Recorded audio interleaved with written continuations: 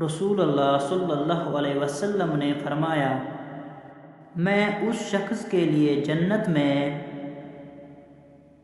ایک محل کا ذمہ دار ہوں جو حق پر ہوتے ہوئے بھی جھگڑا چھوڑ دے۔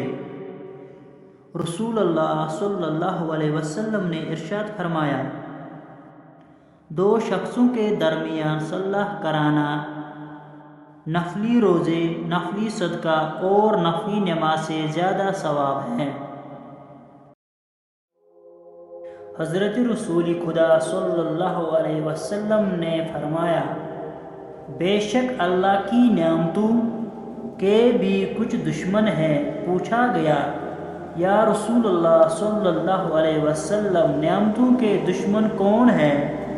فرمایا، یہ دشمن وہ ہیں جو لوگوں سے ان نعمتوں کی بنا پر حسد کرتے ہیں جو اللہ نے اپنے فضل سے انہیں دی ہے۔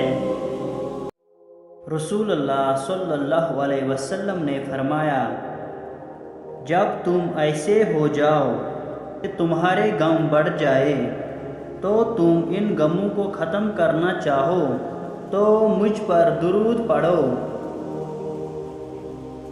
رسول اللہ صلی اللہ علیہ وسلم نے فرمایا، اگر میں اپنی امت میں سے کسی کو سب سے قریبی دوست بتاتا تو وہ ابو بکر ہوتے، لیکن وہ میرے دینی بھائی اور ساتھی ہے۔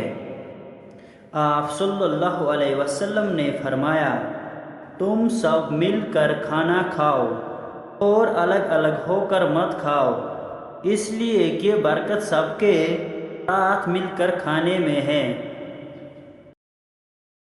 رسول اللہ صلی اللہ علیہ وسلم نے فرمایا، اللہ تعالیٰ کے ذکر کے سوا زیادہ گفتگو نہ کرو، کیونکہ اللہ تعالیٰ کے ذکر کے بغیر زیادہ کلام کرنا دل کی سختی کا باعث ہے، اور سخت دل آدمی اللہ تعالیٰ سے بہت دور ہوتا ہے۔